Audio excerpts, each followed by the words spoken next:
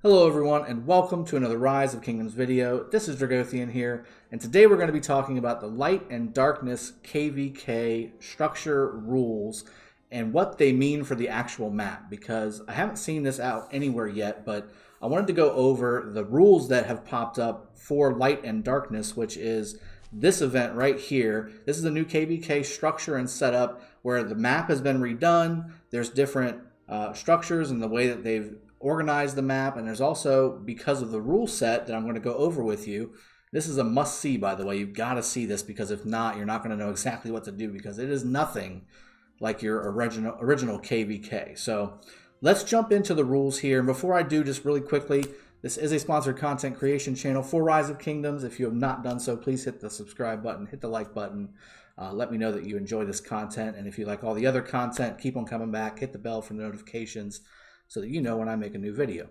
Let's jump into the rules really quick here. Again, there's some particular rules I'm going to put some significant emphasis on because they mean everything in this KVK.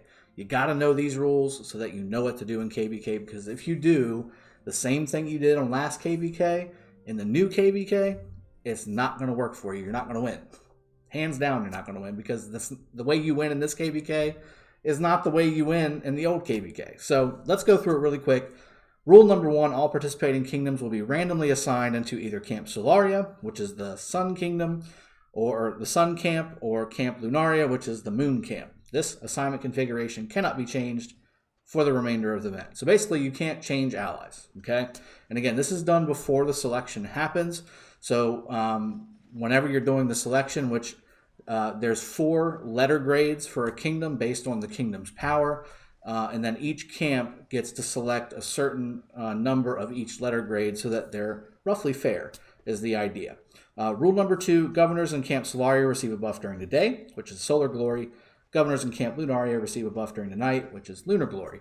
Inside the Lost Kingdom, each day lasts for 24 hours and each night lasts for 24 hours. That means from 0 UTC to 11:59, or what, I'm sorry, 23:59 UTC, that's a full day. So that means that one whole team will have a buff and one whole team will not. And then once that day refreshes, the opponent team or your team will get that buff. So you need to make sure that you're aware when you have the buff. If you're making a major push, it might make sense to wait until when you have the buff, depending on how good this buff is.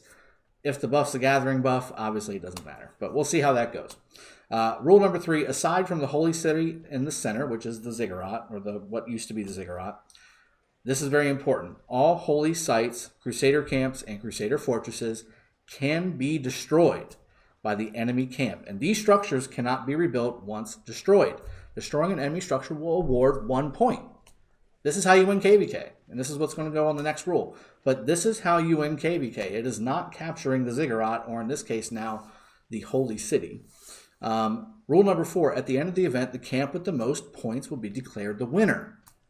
That's how you win KVK, by destroying your opponent's holy sites, which is going to be Hirons, circles, sanctuaries, and then crusader camps and crusader fortresses. Those are all going to give you points if you destroy the enemy's version of those structures.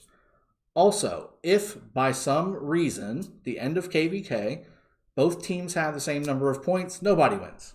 Now, I'm imagining the reason why they did this is because they don't want both teams to go in and say, hey, let's just not take each other's stuff and we'll all win. I'd imagine that's why. Otherwise, it does kind of suck if both teams go crazy on this and they have a lot of dead, and then they both tie at the end, in which case nobody wins any rewards. That's kind of a bummer. So hopefully something can be worked out if that's the case. But that's the way the game is structured right now. So something to keep in mind. Don't tie, and you need to kill as many structures as possible on the enemy bases. Alliance forts cannot be built in the province in the center, inside the province in the center. So where the holy city is, or again, where it used to be the ziggurat, you can't build alliance fortresses there, but you can build flags. This is very important. Alliance flags and alliance fortresses cannot be built inside a province that has a ruins or an altar in it. Okay, these are where you generate your honor during KVK. You cannot build inside those squares. And I'm going to bring up the map after we go through these last couple rules so I can show you what that means, because this is game changing. This changes the whole way you play the match. If you've played it before where you're fighting nonstop from the beginning all the way to the end, or there's a lull period and then you're fighting again, that's not how this KVK is going to go, and I'm going to show you why. Rule number 6, a territorial teleport or a targeted teleport can only teleport to a territory that belongs to your alliance or has an alliance from the same kingdom. This is the way it's always worked, okay? So teleporting means you can only teleport inside of a kingdom tile. You cannot teleport to an ally's tile, even if it's the same color. I'm not sure how it's going to work. I don't think it's going to be the same color. I think it will be a different color, so you will be able to tell, but you can only teleport to a kingdom territory just like it is right now. Number 7, a city cannot be attacked if it belongs to an alliance territory that has already taken effect. Again, you cannot attack a city while it is on an alliance territory. Camp Solaria and Camp Lunaria for number 8 can upgrade their camp technology via the Grace of Selûne panel. These research effects will grant useful boosts to all governors within the same allied camp. This is basically kingdom buffs, guys. This is kingdom KVK buffs. I don't know if this is a controllable buff based on the king, or if this is just an emanating buff if you upgrade just like alliance technology. Maybe it's kingdom technology. I'm not sure how that's going to play out, but this will be a buff for the entire kingdom based off of the camp, so the same allied camp.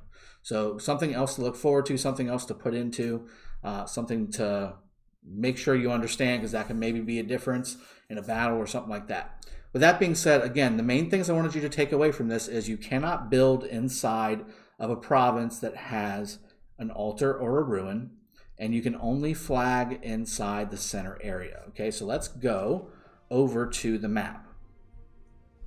Now, the only way to see the map right now is to go to the Lost Kingdom, and the one that Kingdom 1307 is when you open up Lost Kingdom 40.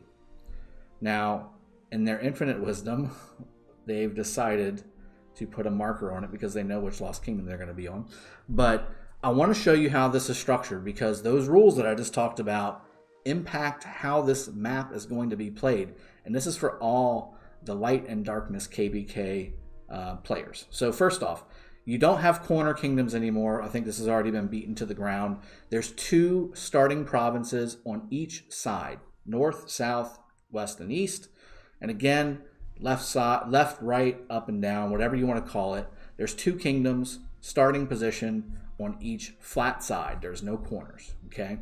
Now, what this also is dictated by is each side is a camp. So, for instance, the top side, if you zoom into the Crusader Fortress, is the solar side. Okay, so that means it has a little sun above it. That also means this one is also a sun. So if you zoom in here, also a sun. Same thing for the bottom. So on opposite sides, that's the same camp. So on the San Pedro side, on the very bottom, also sun. And then again, if we go to the right bottom, also in Tahiti, sun. Okay, so same thing with the left and right side. Again, I won't go through all of them, but you get the idea. These are lunar because they got the little moon on the top. So Lucerne and Ceylon are lunar, and then on the right side, Clarencia, and I don't know the other one off the top of my head, Leverkusen is also lunar. So they've separated the teams 2 by 2 by 2 by 2. Now look at the map and notice that the only way to get into Sakaka, which is traditionally a level 4 area or a zone 4 area, you have to go through these passes here, which is normal, right? This is the way we've always done it. However, you can't go through these. These are level 9 passes. So traditionally, because of the way the map was structured before, level 4 passes were going out, and then once KVK was, over with the ziggurat being captured and all that stuff, then zone 4 passes were open to come in as well. In this map, every number is basically the order in which the pass is open. So the ones that I just showed you before, right here, these are level 4 going into zone 4. And then this one right here is level 9 because it's actually connecting to an enemy province, an enemy starting province. You can't go in there right away. So these are blocked off, okay? But look where the other passes are at. So if you're on the same team in San Pedro and Tahiti, the only place you can go for your next step is Sakaka in Zone 4. All right? So you've got these level 4 passes, 1, 2, 3, 4, 5, 6. There's 6 passes going into Sakaka. And then once you go into Sakaka, this is all friendly territory. Nobody can get here, which means that there's 0 fighting that will happen in Zone 4 on any of the sides, because again, you're on a team. Team Lunaria on the left side here, and Ceylon and Lucerne will have Villa Villa uncontested, because there is no way for the San Pedro folks and the Tahiti folks to get over to Villa Villa. As you can see, the only connecting territory are these level 5 passes that are connected to the ruins, which are right here in front of you. Now again, remember the rule I just said. You cannot build inside of a ruin province. That means that from a flag perspective, there is no way for these kingdoms on the bottom side to go to the top side. There's no way. You can't physically do it. You can't mountain hop. You can't do anything. There's no random teleporting working here. Absolutely nothing. You cannot do it, because even if you happen to random teleport inside of the area where the ruin is, you can't place a fort, the flag from there, and take this pass to go over to the other Zone 4. There's no possible way that you can do it. So there's no fighting in Zone 4. We've established that. The only fighting that's going to happen is inside of the actual province where the ruins is, because you'll be able to fight on the right side here against the Lunar Kingdoms here, and then same thing, Lunar Kingdoms over here, fighting against on these ruins here that are connecting. Now, once you've gotten your Sakaka area or your level 4 Zone 4 area established, the next step after you take your ruins area is to go into Matcha, which is going to level 6 passes. Again, there is nowhere to physically flag and touch an enemy flag in these areas. As you can see in your traditional Zone 5 Matcha, there's no connecting areas except for the Altar of Darkness, which again, if I can remind you, you cannot flag or fort in there. So again, there is no flag fighting, which means no deaths, because there's no garrisoning, there's no rallying. There's no way for you to rally a city through these areas. So there's 0 death in between the start of KVK and once you get to what's traditionally Zone 5. And really this is starting to turn into Zone 6, because these are level 6 passes, at least in my opinion. Now, once you get to Zone 6 or Zone 5 or whatever you want to call it, they're all 8 kingdoms. All 8 kingdoms will be coming into Kingsland, which is where the holy city Great Ziggurat is. Okay? You can't place a fort in there, which means there's going to be flags coming from every possible way to come over the mountain and all of the passes. This is where the first massive death ball will appear. Okay? This is going to be an absolute crazy. I will park a camera right here and just watch armies flood it, because you'll have had weeks, and that's going to be the next problem I'm going to talk about. You'll have had weeks to build up troops, all the resources that you're gathering, all the buffs that you're getting. Everything is going to be building until all 8 kingdoms come into Kingsland. This is actually where KVK starts, people. Because again, you've not been able to touch an enemy flag the whole time. You can't rally any cities the whole time. You can't block out any kingdoms at all. Everybody participates, okay? So once Kingsland opens, that's when you can actually start going into your opponent's Zone 5s. And remember the first rule. How do you win KVK? You win by destroying circles. And again, once you destroy them, they're gone. Okay? Circles, sanctuaries, Hirons. So you can start then working your way back away from the Kingsland. So Kingsland is actually where you want to set up your operating base alongside of your Zone 5s around Kingsland, because this is going to be your base of operations to spread the love. So again, if you're on the bottom 2 solar kingdoms, you're going to want to start to try and take out the right two or the left two lunar kingdoms take on their structures. And the only way to do that is to win King's Land, so then you can then go through their passes right here, their level 8 passes, and start working into their side of the map to start to take out their structures. That's the only way to win KVK. Now, you can't go into Zone 9 yet, or level 9 passes. I'm sorry, that's a level 4, or Zone 4 pass. You can't go into any of the other stuff until the level 9 passes unlock in the Twilight. But in the meantime, again, you can take over all the territory in Zone 4 and Zone 5 for your opponent.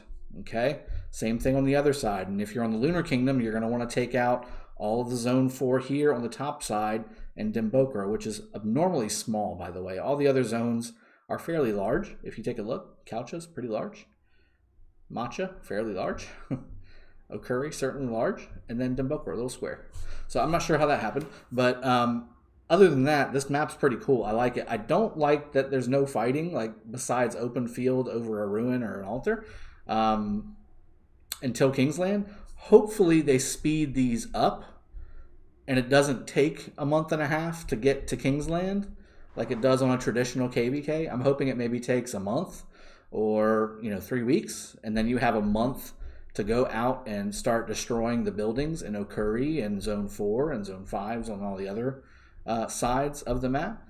If they leave the actual KVK fighting part to the last week and a half, 2 weeks maybe, it's going to be difficult. I'm going to tell you that right now, because it's going to be very difficult to destroy and capture all of these structures, or at least destroy all of these structures for a completely fresh set of kingdoms. Like, there's no fighting. Like, it's just resources, which, if a kingdom has been properly preparing for KVK, you should have plenty of. So I'm interested to see how this works. I think that there's going to be tons of fighting in the altar and ruin areas. This is going to be a hotbed of activity for sure, but no deaths unless you're filling your hospital and not healing, which is a big no-no. There won't be any deaths until we reach King's Land. This is when this is the first area where flags can touch, and there's going to be a lot of rallying. I can guarantee it. Just knowing how people in KVK like to fight.